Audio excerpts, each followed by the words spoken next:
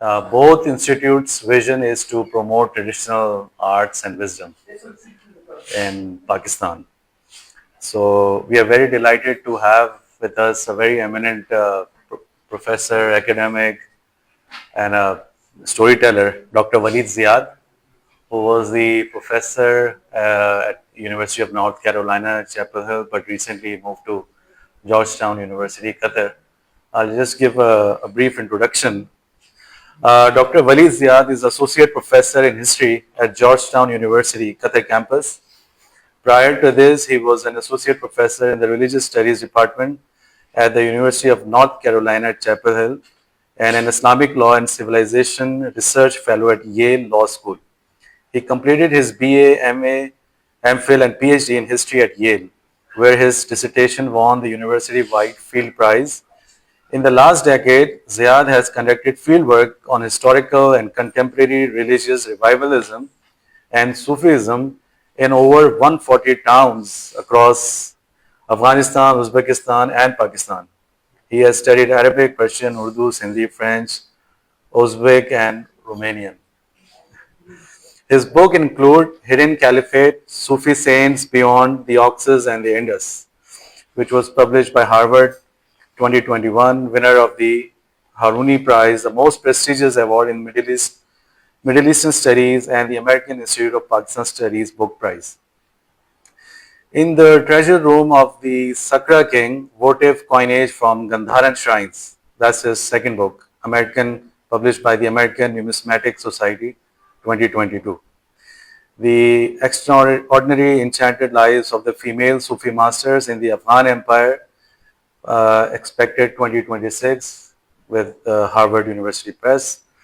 And beyond the khutbah and sikka, sovereignty and coinage in Sindh, which is in progress right now.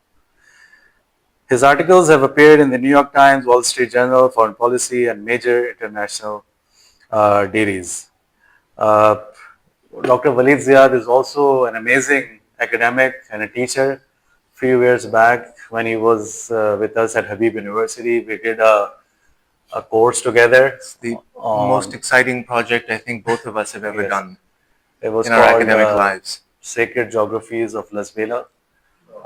So that course was very instrumental, and many of our students from that course now pursuing PhDs in very prestigious universities abroad. And as they say, what happens in 𝒊𝒅𝒏 stays in 𝒊𝒊𝒏.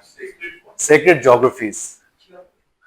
So I am delighted to announce that my upcoming book, which Noman Saab just mentioned, is set to be published next year. The manuscript is complete, and it is a story that is. I'm really happy to be here with my dear friend, and I'm going to pause for a second and say that it's not only, in fact, two very dear friends and partners in crime who are here, Dr. Gibran Siddiqui, both really, really original thinkers and just exceptional colleagues to have. And it's just been a lot of fun through the years to actually know them and actually to travel with both of them, often through lots of heat, lots of dust. Basically, where this emerges from is that in the course of my fieldwork in Afghanistan and in KP, it came to my attention many years ago that the two largest religious networks in the Durrani Empire, to yani ke jo filhal Afghanistan, Pakistan samjhe, were both female-led as of 1800. And this was the 𝑚𝒂𝒑𝒉𝒂𝒕𝒆 network, which is still the most important religious network in Afghanistan today. It produced people including 𝑯𝒊𝒅𝒏 �MS, who was the president of Afghanistan after the civil war. Most widespread network, actually well beyond Afghanistan, also in Pakistan as well. And the other is a network based in Chamkani. For those who are history buffs, you may know that Mian Omar Chamkani, rahmatullah alayh, was also the Naqshbandi Mujaddidi Sheikh who had met Ahmad Shah Durrani when he first came to Peshawar. And he, in a certain way, allowed his invasion of Hindustan in order to set the situation right and to rectify the chaos, as it was said. He's also believed to be one of the two people who actually gave him the title Dure Duran.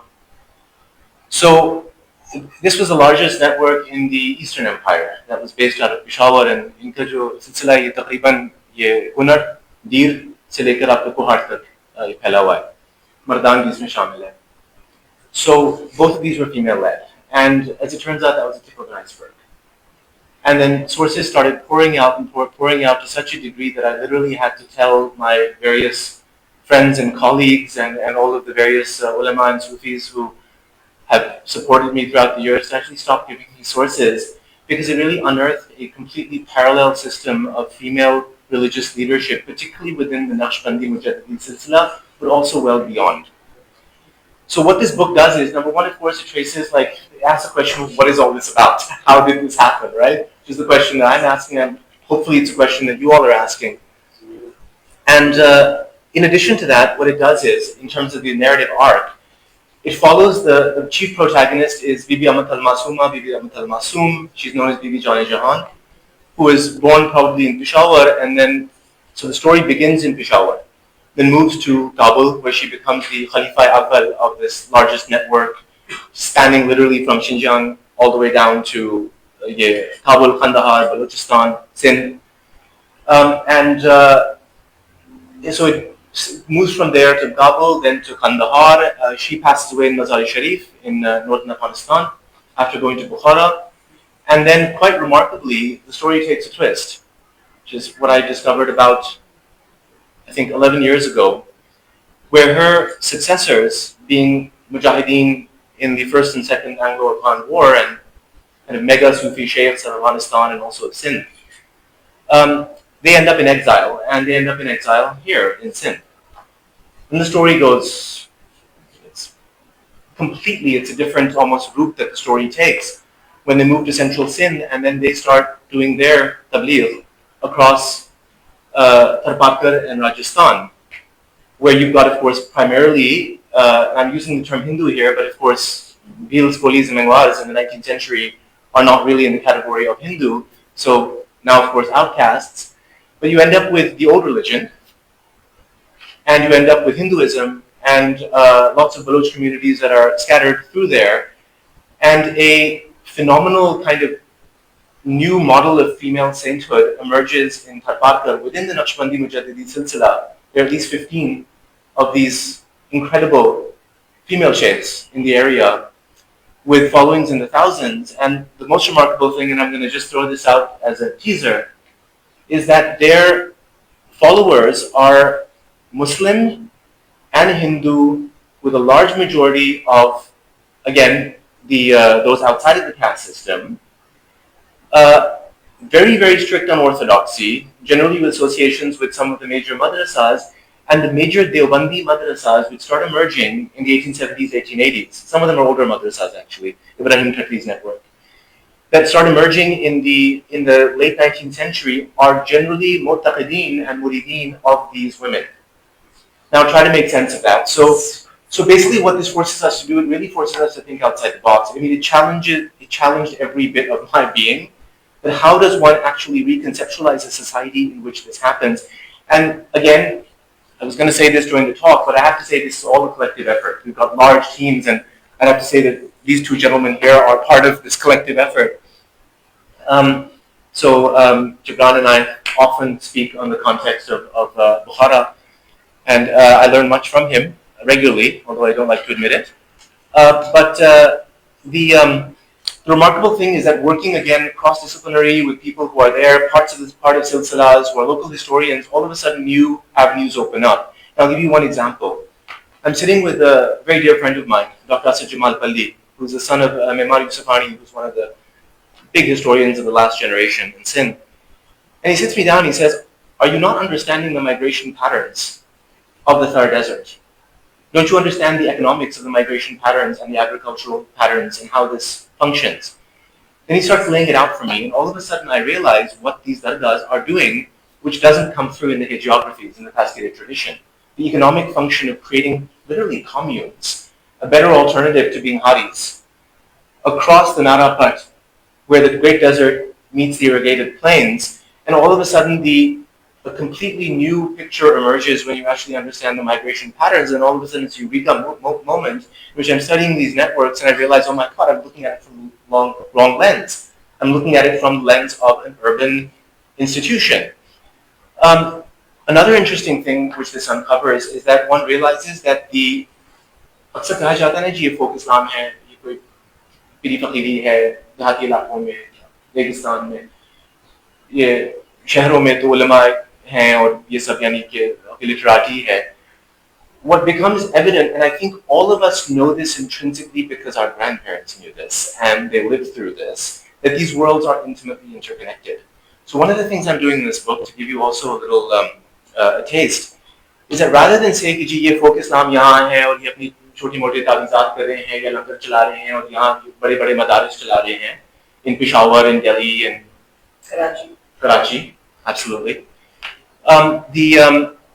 The better way of looking at it is that I'm sorry to not bring my economist past, I was an economist for 8 years, so it's going to come out here, but the better way to look at it is a supply and demand issue, where a certain Sufi Shaykh says to me, why are you asking about the science of the subtle centers and the ilm al-lataif and about tafsir and fiqh and hadith in the third desert where the people don't even know when the next meal is coming? This is not their concern. Their concern is basic hygiene, which can be a matter of life and death, right?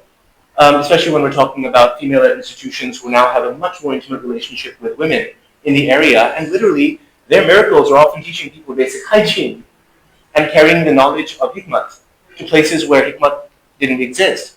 So it's a rather so it's rather interesting that we need to realize that Islam, as we look at it, is not Islam of the Nizamiya of Baghdad, an idealized institution. The majority of the Muslim world, Gibran, you can back me up on this, is pastoral nomadic not long ago, right? It's rural and then pastoral nomadic.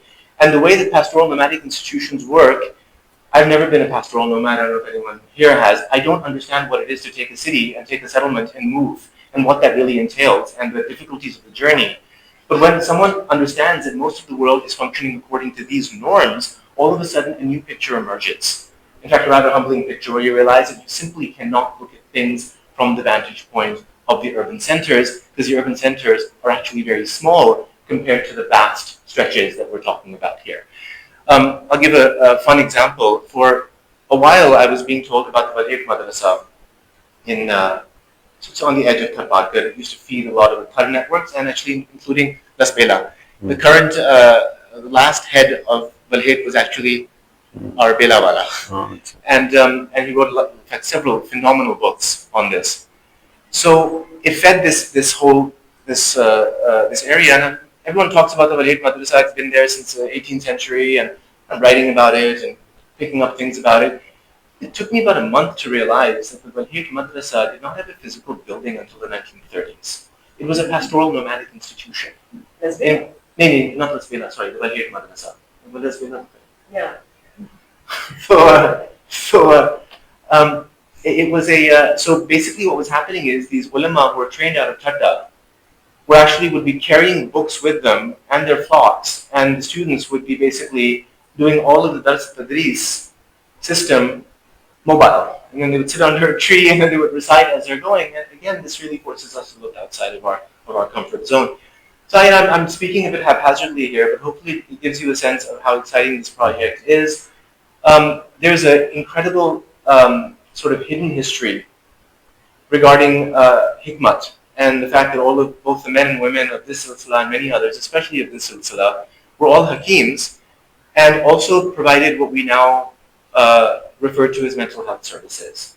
So a rather interesting moment in an early 19th century tazkireh led me to, and something that I'd seen in rural Jalalabad in Afghanistan years ago, put the two dots together and I realized that we're talking about the cure for madness that's being provided in these khanaqahs. And then when I started collecting the oral histories and started talking to my old friends and saying, okay, so within this silsila, this Kabuli Kandahari silsila, how do you deal with this? How do you deal with the colloquial, it would be the majazib?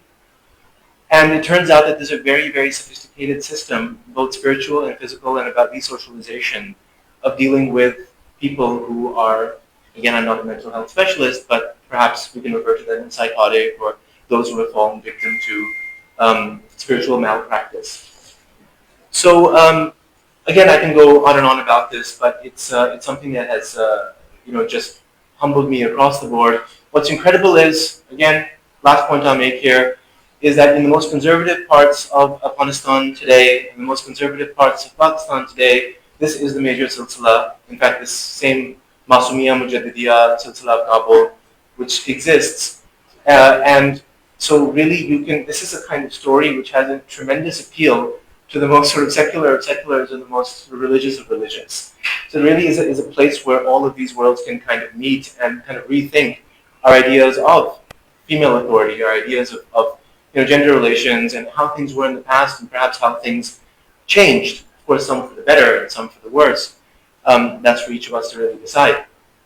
With that, I will draw this particular story to a close. Great, thank you. I have a question. The women Sufis were they migrants or were they indigenous women? जी हजूर दोनों थे।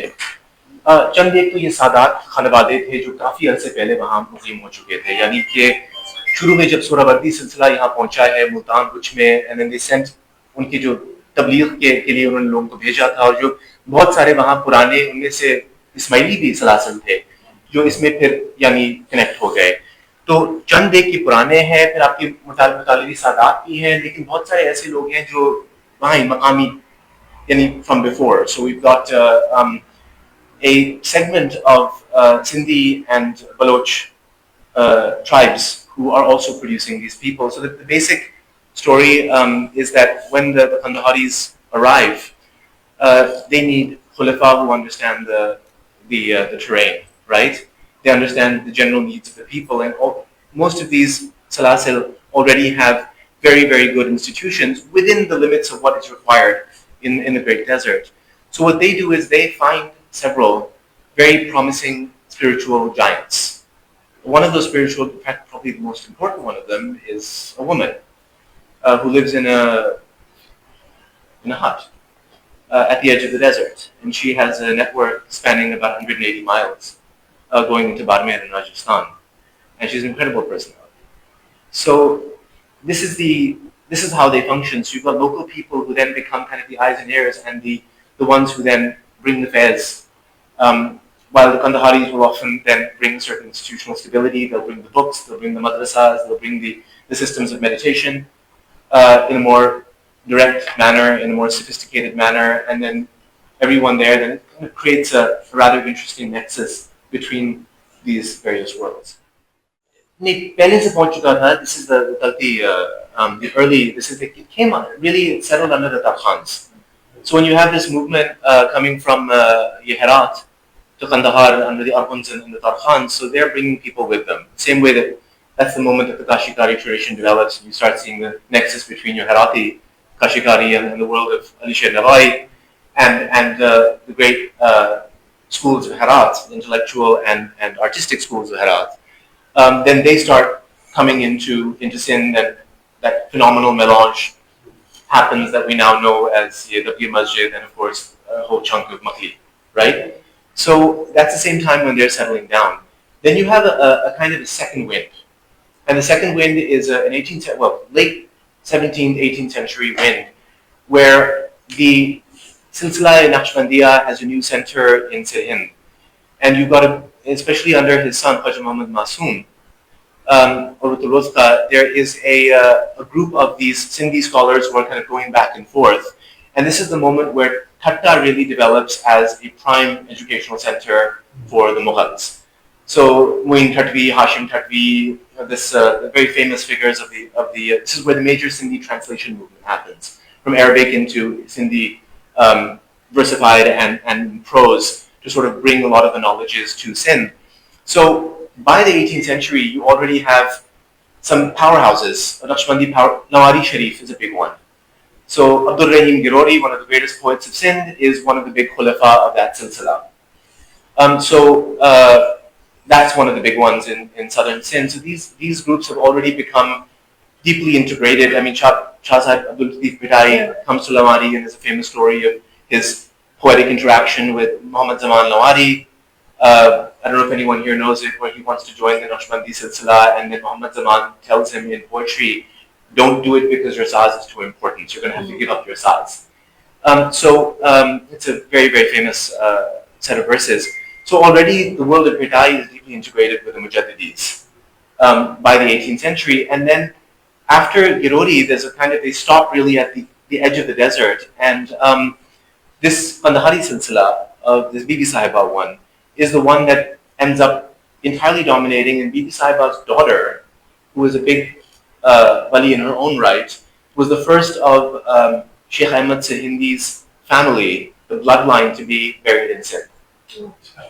So she becomes an important marker of the entry point of the Naqshbandiya into Sindh. But yeah, I mean, they're beautifully integrated with Sindh. Whenever they come in, they will always stop at 7 and always seek permission from where the permission is sought to then begin their work. So they're already very, very well integrated into Sindh.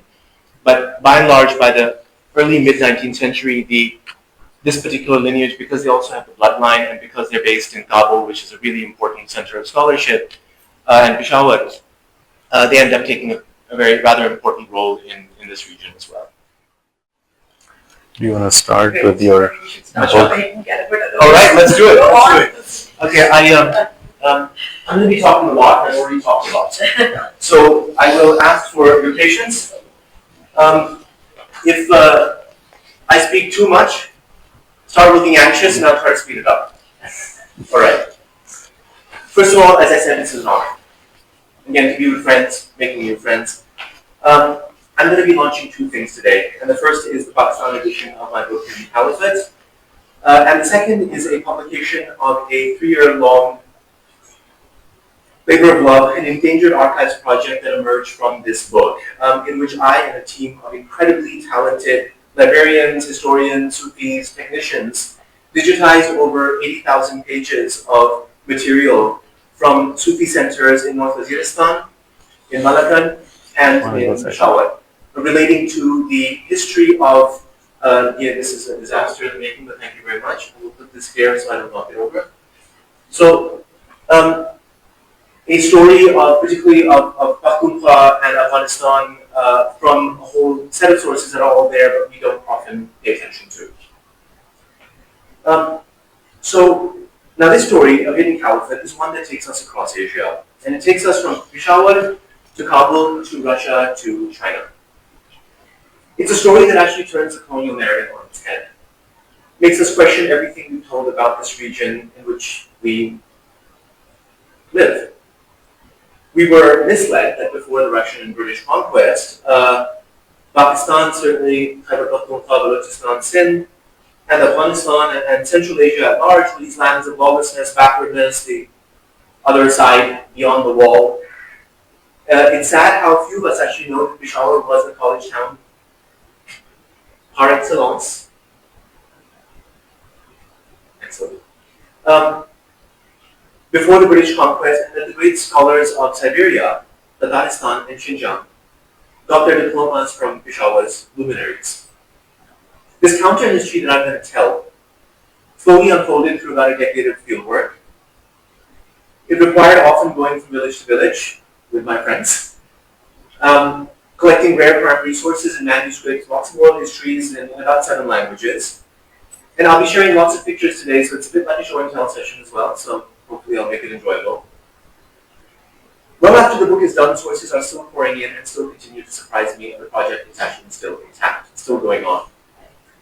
Now I'm going to begin with a quick historical overview, although I realize most of you know this world. Then we'll move on to the subjects of my book, the Naqshbandi Mujaddidi Sufis. Then we'll talk about why the story matters. Then we'll take a brief look at the book's protagonist, the Sufi Sheikh Hazrat Fazl Ahmad Peshawari, Hazrat Jio Sahib Peshawari, in 2 great cities, Peshawar and Bukhara.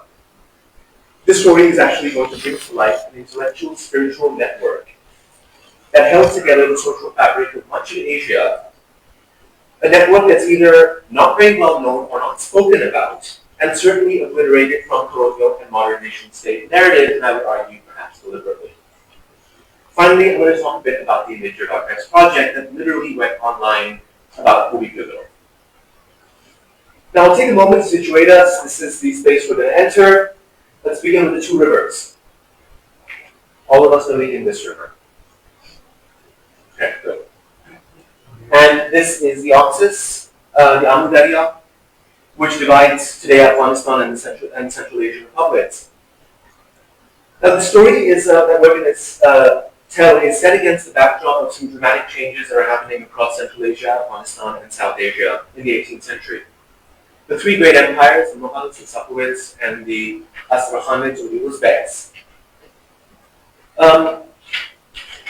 were breaking apart, and out of this chaos, this really brilliant and a bit problematic Iranian soldier of fortune, Nader Shah Afshan, carves out a vast empire from the Caucasus to India, and then he just dies in 1747, and there's more or less a vacuum in this whole region. After this, bit by bit, a slew of states gradually emerge in places like Shiraz, in Iran, just off this map here, Khiva, Khwarizm, Kokand, Bukhara, the ones that we all know very well, Sindh, Kaloros, they're on the southwards, Abbasis in Bhavalpur, Ranjit Singh's Punjab, and so on. The most important of these states, however, was built by Nader Shah's Afghan commander Ahmad Shah Abdali, who was born in Multan. And this is the Durrani Afghan Empire, which at its height in 1760 stretches from North India all the way to, in fact, with some tenuous control over the Central Asian states and into Khorasan in Iran, lasts only a few generations, but few today realize it had a real impact on revitalizing the Muslim world. And because I'm speaking to a Pakistani audience, this is also an appeal, and one needs to understand the British narrative says that the Duranis are outside invaders who come in, because we're talking about invaders who are impinging upon British India as the entity in question here. Of course, it's the Mughal Empire, but the way that they conceptualize it is outside, inside. One must understand that the Durrani Empire is actually really a key part of the heritage of this state. And the Duranis need to stop looking at this idea of the outside invasion, because the outside invasion narrative has a very particular political agenda attached to it. More on that later. Now, this dynamic period, this dynamic period also witnessed the growth of an intricate network of shrine Sufi centers and madrasas of the 𝑁𝑒𝑒𝑒𝑠 Mujaddidi Sufi order, and I'll call them the Mujaddidi for short. Now, who's familiar with the Mujaddidis? Can I get a show of hands? Okay, several of you. All right. Mujaddid al-Thani. This is the order that comes after Sheikh Ahmad Sindhi. It's a defining point of this. Now, the order had originated some generations earlier with Sheikh Ahmad Sindhi, who's a Sufi known as a reviver, so an Arabic Mujaddid, of the second Islamic millennium. Hence, his followers are the Mujaddids. Amongst Sindhi's many intellectual contributions was reconciling the Sufi path and the Sharia into one system, demonstrating that the outer and the inner dimensions of Islam, Sharia, Tasawwuf could not really exist without each other. Now, the Mujaddidi Sufis, the successors of Sindhi, were the most widespread Muslim network before the 20th century. Remarkably, they appear everywhere, at the helm of social and intellectual movements, occasionally rebellions, which is how we often know them. Imam Shamil's rebellion in Pakistan, for example. From Istanbul to the Caucasus to Indonesia. As an aside, as I said, they are the ones who have a very strong tradition of female leadership. And again, inshallah, the book will be out next year. The Mujaddidis has established a remarkable parallel form of popular leadership, which transcended and outlived the dynasties, the noble houses that ruled over this region. They're still the most important network in places like Afghanistan, like Indonesia, like Turkey. Now, my book, Hidden Caliphate, argues essentially that the Mujaddidis were synthesizers. This is the key point. They brought together spaces and places and ideas that we would assume to be unconnected, fusing Persian, Arabic, and vernacular literary traditions, mystical virtuosity, popular religious practices, and the world of urban ulama and their scholarship into a unified, flexible articulation of Islam. This particular flavor of orthodoxy gave coherence to diverse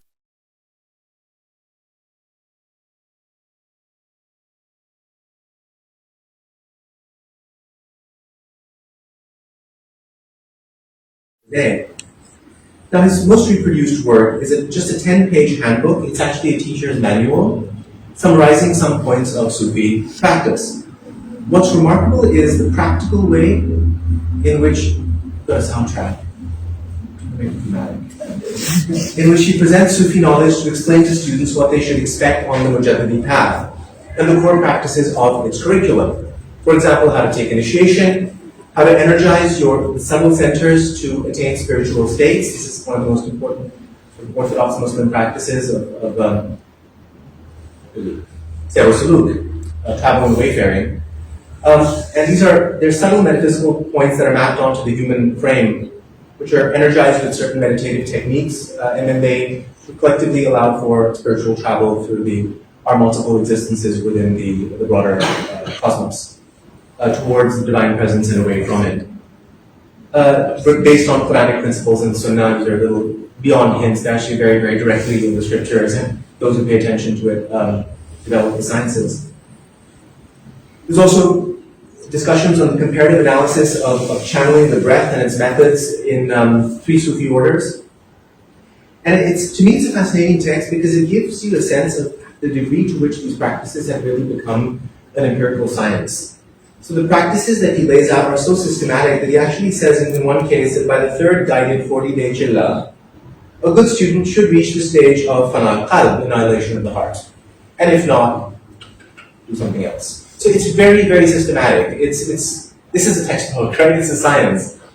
In summary, his teachings reflect a philosophy in which energizing the subtle centers of the body coexist with jurisprudence and scriptural study, and indeed the two really support each other. One cannot exist without the other.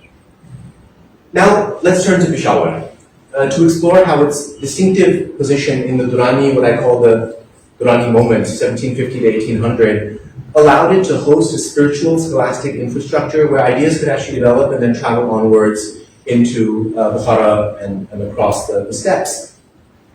In the latter 1700s, Peshawar, the entire valley actually, greatly benefited from political turmoil in the Mughal heartlands. Lots of people moved that way. Scholars and Sufis, artists, so forth. When in the 1770s, Kabul and Peshawar become the twin capitals of the Afghan Empire, the sister cities profit from incredibly enriched enhanced trade that goes from St. Petersburg kind of all the way down into Peshawar. And land grants to Sufis and ulama increased considerably. A colleague of ours has done incredible work many, many years ago, pointing out that the trade, which is really energized by the horse trade here, is actually far greater than the maritime trade in the 18th century, and you have a massive increase in the 18th century. Now, the result of this is a closely knit web of Sufi orders whose disciples set up madrasas and Sufi centers, providing education and social services, where a range of philosophies and pedagogies coalesce, ready for onward travel. Now, this is a representative cross-section of some of the big turuq in Peshawar. Several of you will know these names, that's why I kind of put them up there. These are all famous scholars, mystics, anti-colonial revolutionaries, activists, and they're all interconnected. Here are the Hazrat Mashur Bazaar, this is the Bibi Sahiba network, who are really major figures fighting the anti-Soviet war in Afghanistan and every single anti-colonial movement of the last 200 years. You've got, here's Hazrat Fazl Ahmad, who's our protagonist. Let's see, who are other figures? Akhund al-Swat. Heard the Akhund al-Swat? Sedu Baba. Keep going to Swat. Alright, check it out when you're there. He's one of the two really important figures. He's the state of Swat, the Wali of Swat, that's his family, those are his descendants. He is probably the most famous anti-colonial mujahid who even set up a Sufi state. The state was set up around the Khanaqah and the Langar, and that eventually morphed into the state of Swat over time, the Riyasat of Swat. The Mujahidi Sufis also play critical roles in providing coherence to a region where governance was highly decentralized. There's a well-known archaeologist and adventurer, Charles Mason, who mentions in his notes that caravans through the Khyber Pass would be accompanied by Sufis who, respected by the tribal authorities, could actually negotiate the safe passage and the tolls. So everyone knew, all right, the Sufi is there, he'll be able to manage that transaction. Fazl Ahmad had a vast and vigorous trade network. Elites from Peshawar to Bukhara provided him with lands, with mills, which along with the trade financed his centers. There's one, in fact, small Nahar Mazar Sharif, which also fed into his network. He had a network of individuals, including a Hindu merchant from the Asian banking capital of Shikarpur, who were designated intermediaries. Now, indeed, when two of the most famous European agents and explorers, William Moorcroft and Alexander Burns, both rather problematic figures, when they required safe passage into Central Asia, they were referred to Fazl Ahmad's son, Fazl Haq, on account of the fact that the rulers of 5 Central Asian kingdoms were his disciples. Now, the William Moorcroft episode that I start the book with is quite a remarkable example of the mechanics of this network, and what I call its transactional economy, to use Niall Green's terminology. In the 1820s, Moorcroft, ostensibly in search of horses, needed access to Bukhara. His secretary, Mir Izzatullah, who was certainly a Mujaddidi on all counts, suggests that he approach a certain Shah Niaz, an originally Tashkendi, later Kashmiri Mujaddidi Sufi who had settled in Buddhist Ladakh. As it happens, Shah Niaz had lost his Kashmiri properties after the Sikh occupation of Kashmir and had become somewhat of a confidant of the Buddhist ruler of Ladakh. But the Naqshbandi Buddhist connections are famous. Those who know the history of Xinjiang, there is a approximately 100 and some year dynasty of Naqshbandi Khojas who are basically governing much of Xinjiang alongside their Buddhist military elites. And that's another state that was actually set up around the Sufi silsila. The whole state structure was a Sufi order. Now, at Ladakh, Shah Niaz graciously offers to refer Moorcroft to Fazl Ahmad's son in Peshawar, who he says would be able to facilitate his journey. Moorcroft, in turn, offered to convince the Sikh ruler, Ranjit Singh, who he had good relations with, to return Shah Niaz's land of Kashmir, which eventually happens. Moorcroft meets Fazl Ahmad's son in Peshawar, who, as it happens, needs to go to Bukhara at the time to meet with the ruler. Really exciting news on my end. About 3 weeks ago, I actually found the original letters in Persian, which Moorcroft and Izzatullah wrote to Fazl Ahmad's son, which are sitting actually in a collection belonging to a scholar from Russia. So Moorcroft, what he does is, so he meets his son, and he says that I'll finance your journey in return for good references along the way to the kings of Central Asia. So Fazl Ahmad's son agrees, but due to some mischief and miscommunication, so keep in mind, he's coming from Ladakh all the way up here, I mean, it's that network here. Due to some mischief and miscommunication, Moorcroft ends up being detained in Qunduz, here, in northern Afghanistan.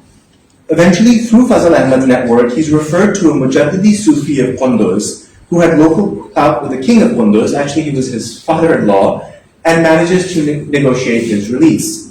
And these are the release papers. So this is a startling example of how the Sufis hold together the fabric of society. Now, such what I call diplomatic services obviously go well beyond the occasional European merchant or spy, and the shrines and Sufi centers in this network often become safe houses and neutral spaces for political negotiation. The neutrality is actually enshrined within the Mujaddidi's own written tradition. One rarely finds a critique of other religious denominations. There's a great story I tell of actually their encounter with the Qizilbash Shia governor of Peshawar. You can read it, in which it's very, very clear that they're looking well beyond Shia-Sunni divides. And anyway, I can share that later on if you're interested. Now, the only groups that they really have problems with are groups that resemble modern-day fundamentalism, which was an unthinkable heresy. In this text by Fazl Ahmad's disciples, they are likened to a Satan of 1,000 tricks. Any idea why? Why are sort of like fundamentalist groups considered, or those who bear resemblance to groups today, considered problematic? Well, there are obviously hadith to the effect of Mian Ravi, but Any thoughts as to why this may be an issue, like even practically speaking, politically speaking? Of those who actually cast doubt upon the saints and cast doubt upon the sacred position of the Prophet? It's a good way of dismantling the whole spiritual system. That's exactly what it is. So, from a spiritual angle and from a very practical angle, this has the effect. Of course, it's a heresy. I mean, it's seen as they're seen as doing things that are outside the pale of orthodoxy, but then they're also undermining a world that's been created over centuries. Now, so because the Mujaddidis were defenders of Sunni orthodoxies, the groups, Sayyid Ahmad Ibn this gentleman who sets up this emirat in the 1820s in the Peshawar Valley. So his group are basically said to be performing takfir by declaring other Muslims to be non-believers. Actually, there's a little loophole in Sunni fiqh that if you declare someone to be a non-believer who says they're a believer, you yourself become a non-believer. So they say that one of the biggest problems is you can't go around calling people non-believers because you feel like it, or for certain reasons that you say it, because that is between them and God. So you are really entering into divine territory here. Not to mention the fact that it creates chaos, right? And there's a practical side to it. So they're seen as demeaning the Prophet and insulting the saints. So I'll give you this example. One of Fazl Ahmad's deputies has a major role in wiping out this Sayyid Ahmad Mujahideen movement in the 1820s. This is the basic story. The scholar from North India called Sayyid Ahmad decides one day, I won't go into the details, but he decides he wants to declare jihad against the Sikhs who've taken Punjab and parts of KP. So he gets financial support from North India, puts together an army, and comes to Sindh, where he meets Rashidi. This is the beginning of the Hur movement. That's a side story. And then Kandahar, and then Kabul, and ends up in Peshawar, where he declares himself Amirul Mu'mineen, and then ends up waging war against the Afghans themselves, and starts declaring local Muslims who don't support him to be idol worshippers and unbelievers. Now, this is the part of the story that we're not told. These are the sources that I was very fortunate to come across. Fazl Ahmad's two most famous disciples in Peshawar, Hafiz Daraz and Hafiz Azim, the greatest alims of Peshawar, in fact, led a full-fledged theological assault against Sayyid Ahmad and the Mujahideen. Through fatwas, letters, pamphlets, propaganda, through khutbahs, they eventually declare him a heretic. Because of their efforts, for over a century, any movement that bore any resemblance to this was basically declared a unthinkable heresy. Even in Afghanistan today, there's certain words you can't use because the power of this particular movement is still very, very much intact. For example, openly challenging the saints and openly challenging the awliya and certain, let's say, theologies that kind of undergird this particular orthodoxy. So it's indeed this combination. And the funny thing is, on Sayyid Ahmad's tombstone in Balakot, if you ever go to Balakot, is actually a letter written by, Sayyid Ahmad's response to the letter written by Fazl Ahmad's disciples, basically declaring him a heretic by saying, no, actually I'm a Sunni, and I believe in the saints, and I'm Orthodox, and I'm a Hanafi, please don't declare me to be outside of Islam. So as you can see, this is a recent tombstone. Now, so it's because of all of these services that Mujaddidis are able to enter Central Asia so easily. So the last bit here, I'm going to turn to Bukhara, which, like Peshawar, offers ample opportunities for scholars and Sufis under the Uzbek Khans. This is an awesome case study because here we actually find kings who aren't just supporters of Sufi orders, but trained to become licensed scholars and Sufi guides themselves. Now, Bukhara has a reputation as the college town par excellence for a long time. But by the 18th century, you've got environmental crises, depopulation, plus Nader Shah kind of throwing everything haywire. The academies have been wrecked. So you had a lot of madrasas that were actually not used. But by about 1750, an Uzbek family comes to power, the Manghids, and they begin to reconsolidate Bukhara and repopulate the city, which meant what? You got to bring the Mujaddidis and the other scholars and Sufis in, who could power up the academic and spiritual scene. Now, at this time, Bukhara Sufis received considerable patronage They're given stipends to travel through the new rich trade routes to study with Mujaddidi Sufis in the Durrani Empire, particularly Peshawar, often returning home after getting diplomas. In addition, you've got several Mughal and Afghan Sufis who then established colleges in Bukhara. It's in this environment that Fazl Ahmad arrives in Bukhara. Gibran will recall we took this picture together when we realized that the Khanaqah of Fazl Ahmad is no longer there now. It was destroyed, I think in the 1920s, I'm assuming, right? So, Soviets, yeah, exactly. Part of a third of Bukhara or so was razed. Now, so Fazl Ahmad arrives in Bukhara in the 1770s, and he's granted one of the city's most important madrasas, which is the Mirathon, where he attracts scores of disciples, and it's here that he meets the young king Shah Murad. Now, even before meeting Fazl Ahmad, this king, Shah Murad, is deeply committed to Sufism. It is said that he seeks only the company of Sufis and the ulama. He abandons all trappings of royalty, and he even engages in manual labor. He even, as it's said, refuses to accept the mantle of kingship until pressured by the community to assume the position and rectify the ills of the past. Is this flickering too much? Is it okay then? Now, 2 years after his coronation, in 1787-88, Shah Murad is initiated by Fazl Ahmad into the Mujaddidi Sufi path. We are told that Shah Murad would attend Fazl Ahmad's sessions every morning and evening, spending several hours at the Sufi center.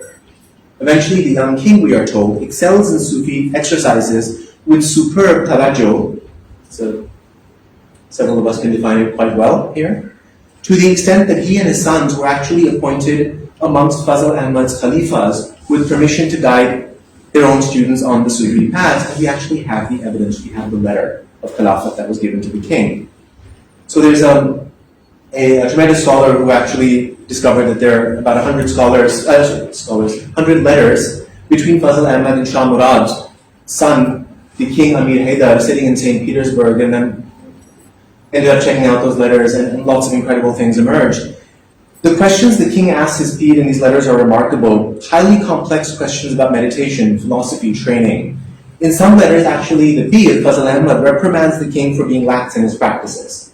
Says, I'm going to withdraw my tawajjuh from you unless you do such and such.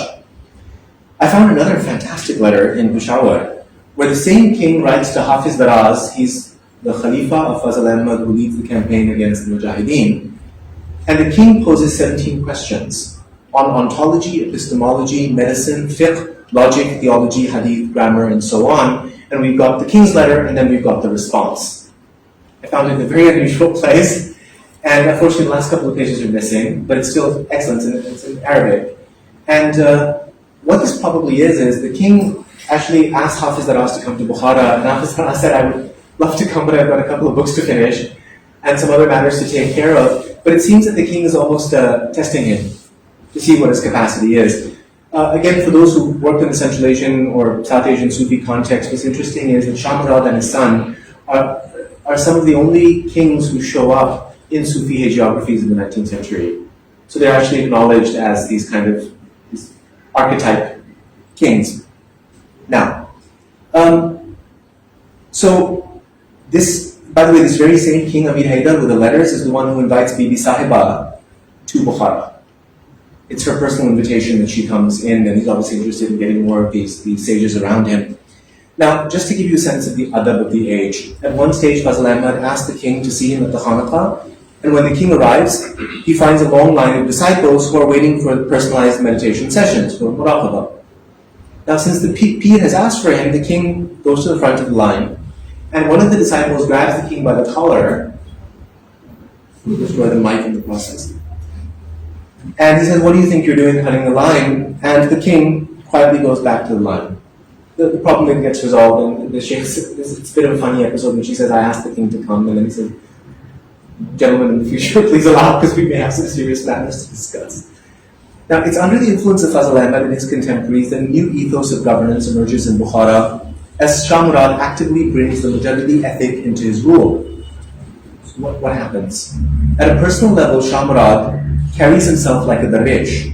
He keeps only 4 dirhams a day for family expenses, and even composes a book of tafsir. At the same time, he reduces, this is a letter from the Peshawari letter in Arabic that I had mentioned, that the king of Bukhara writes.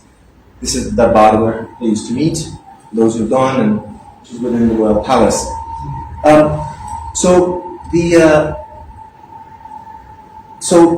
The king dresses like a darwish. He keeps four dirhams for expenses, and he's got a book on tafsir, and at the same time he reduces tax burdens and curbs corruption. Perhaps most significant, he patronizes education to such a degree that by the end of his reign, Bukhara is once again a major seat of learning, with 80 madrasas in the early 19th century, and, so the sources say, 30,000 students supported by the state, which is a big chunk actually of the revenue of the state.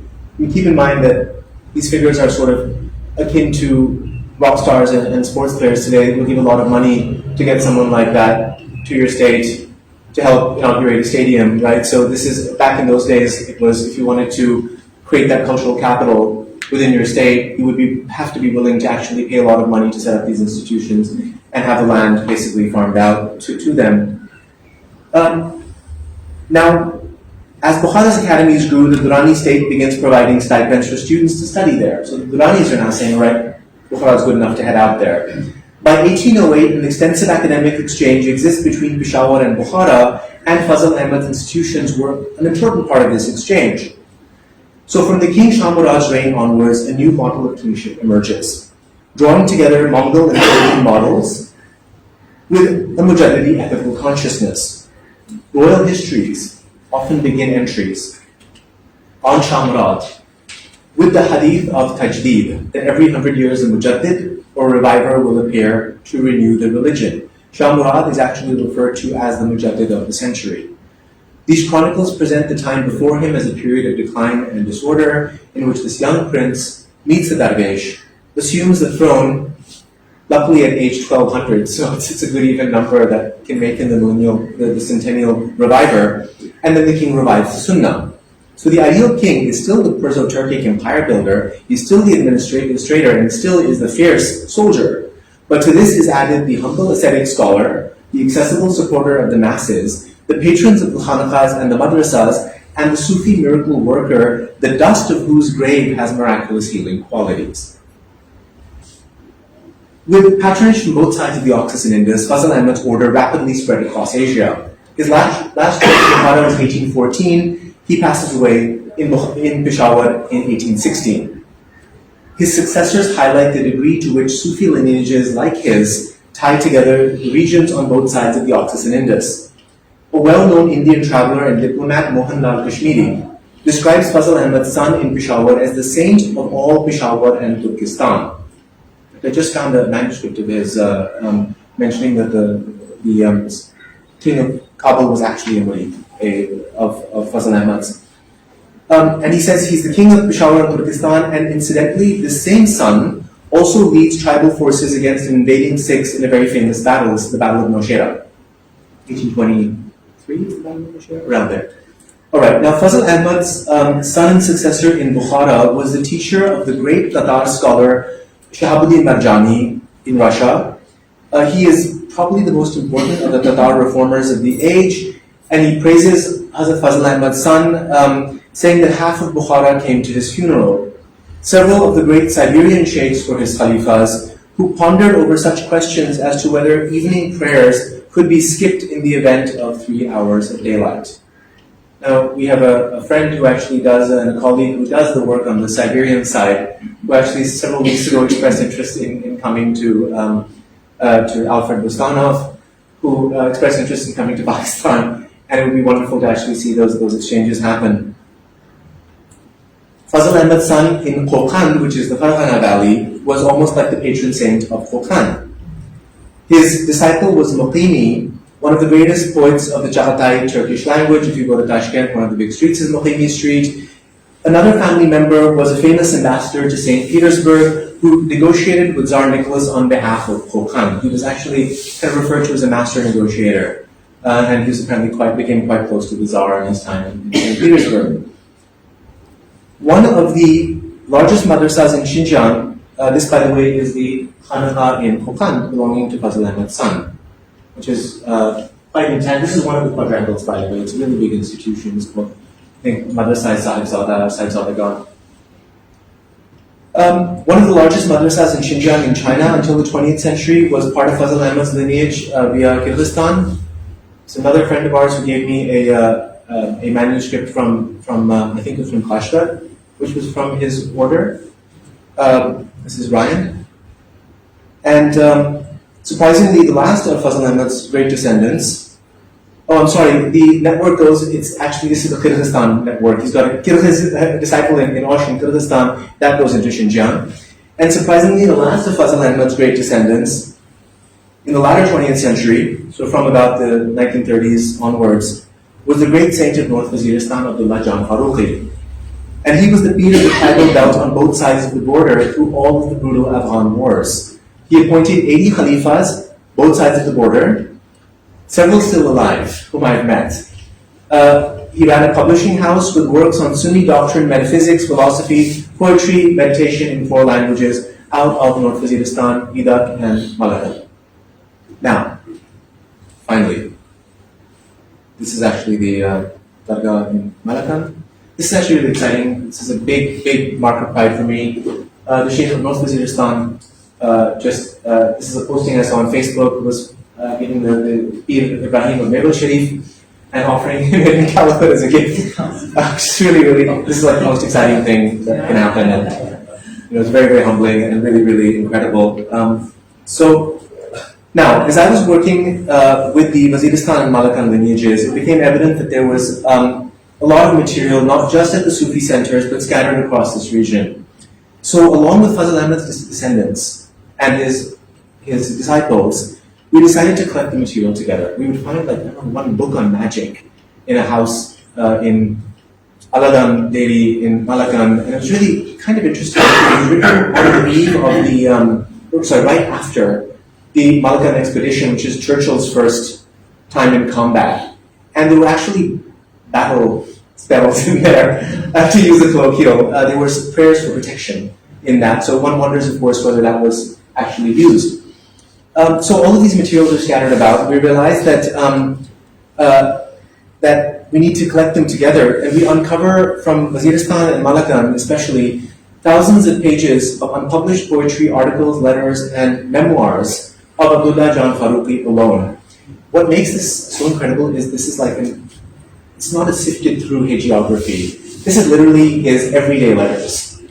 He was a school teacher for much of his life. He actually wrote a book particularly for Pakhtun students on reading. And he drew the apple picture, and he drew the picture of something else, and it was all his little drawings. So everything from a book for toddlers to incredible works on fiqh and spiritual travel.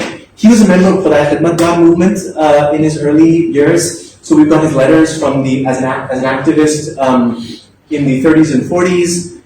Later on, he becomes a very, very important voice against extremism of all sorts, and extremely vocal. Because of their authority, actually, they are functional throughout all of the wars in North Waziristan. And they are actually the most important spiritual lineage or madrasa network. Their mosque in Idak, in Waziristan, is actually called the Mosque of the Lataif, and there are 5 dots of different colors representing the 5 subtle points, the meditative system, on the basically on the wall of the mosque. So he is. So this is the beginning of our archival project. So ended up receiving a grant from the Endangered Archives Project from UCLA, which is generally done. British Library does pre-1900, and UCLA does post-1900. We had materials on both sides of that border. But we really thought that capturing the life of Abdullah Jan Farooqi was particularly important, because I challenge you to find anything on North Waziristan outside of, right? So now we've got a whole narrative of, he's got letters to female disciples as well. In fact, one in which a female disciple is talking about the difficulties she's having in certain meditative practices because of her day-to-day things, and he gives her alternatives of ways to actually make the practices easier. It's a totally different story of the Obama's the most dangerous place in the world. So then everything became even more exciting. Some materials from the Sufi center of Hazrat Muhammad Ghaus Peshawari came on board. This is The most recent sort of major sheikh was Hazrat Amir Shah Qadri, who was one of the finest historians and scholars of Peshawar. He's called 𝑚َوْلَوِي Ji. He is the teacher of teachers of virtually all of the ulama of Peshawar. His Khanaqah comes on board, and the librarian at the Khanaqah, Taqi Sahab, Taqi Hassan Sahab, is absolutely the kind of man who has no clue how brilliant he actually is. And he ended up basically leading the project in the KP side. And also versed in multiple languages, and then of course we had networks of scholars there who would all gather at the center, who could work there, and then people from within the network who we, in fact, Nazia Akram, based in Islamabad, she trained the team there. She was all the technical team, and then they spent a month and a half developing the perfect mobile rig in order to do photography in areas where, of course, you've got 12-hour power outages, you're going off to someone's house, you don't have the luxury of setting up a lighting system. They did it. We're actually writing an article just on the methodology of setting up the rig, which is not my forte. So the gentleman who's now the head of the Library of Congress's Middle East Division, Rasim Zarkar, he was there in Malakan along with Nazia Akram, and they were sort of doing, and Taqi Saab, and they were doing the technical side of this. So we prioritize works that capture the sacred history of KP and Afghanistan, but we also did all the manuscripts in, even though it's outside of our thing, but the manuscripts are there. There were several hundred that were in the various centers. The older material we took care of. That's not online because we'll take care of that later. And the whole point is to use a post-custodial approach, so you actually work with the Khanaqahs to determine the best way, what kind of materials to prioritize, the best ways to work with the materials that you have in question, and the best way to actually mobilize all the resources you have on the ground, because it's not rocket science, and we actually have really good technical people, and we've got really good Persian and Arabic and obviously Pashto and various other language speakers on the ground who are associated with madrasas. So really the resources are all there. Taqi Sahab, one of the beautiful things he did was, when he started this project off on his own initiative, he set up a WhatsApp group. It's called 𝑚𝒂𝒍𝒊𝒂𝒕𝒆, something along those lines. Within about 2 months, he had about, I think, 120, 140 people from across Afghanistan and KP who were a member of this group. So this was, we were being told about, okay, X manuscript is sitting here, something sitting there, there's a library here. It's so much that I would actually tell them to not inundate me with the material, because as you can imagine, there are libraries in every qasbah in the region. So I will finish off. This, by the way, is one of the early iterations of the rig, and then we fixed it up later on into something that was much, much smaller. Just some of the manuscripts that we were looking at. 12 imams traced out through this particular scroll. This is Bohr Sharif, which is what exactly? It's what is this guy? You can find it on the map. It's the route towards Dera Ismail Khan, so it's beyond Mianwali. And this was a very important Khanaqah that served a lot of the Afghan populations. By Afghan, I mean Afghan Pakhtun populations. It's in Punjab. It's technically in the border of Punjab, but it's generally was catering to populations there. And they also, everyone's got material. It's really quite remarkable, and publishing great material from there too. In fact, when I was looking at issues of what Bibi Fatima meant in the Mujaddidi order, they published khutbahs of the founding sheikh of this dargah with a whole section on Bibi Fatima, which I thought was really remarkable. Sermons that were given on her, which really helped situate for the work that I'm doing on female leadership. So I'll finish off with this shajara at Hazrat Fazl Ahmad's grave in today's Peshawar. And this shajara gives us a sense of how all the Mujaddidi lineage are interconnected in the Mujaddidi consciousness even today, covering modern day Pakistan, Afghanistan, and India. So we've got Hazrat Fazl Ahmad's branch in the center, in the red. And two of the most famous Sufi centers of Kabul and Delhi, Nuruddin Mirza Masud Jami Janan. This is the famous Khanqah Nazariya, Delhi, where Specially Ahmad Khan was a member of this lineage as well.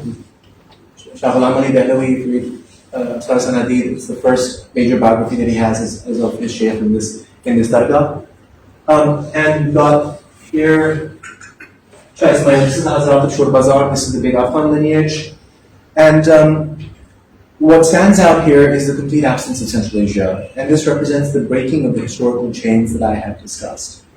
A direct result of the partitions from the British and Russian Great Game, and this is the process that I trace out in the latter part of my book.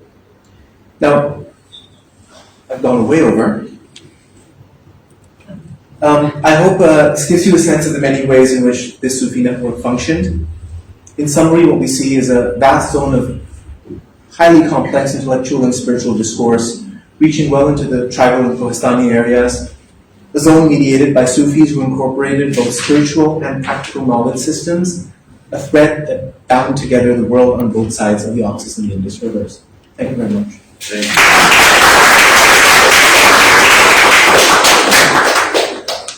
you.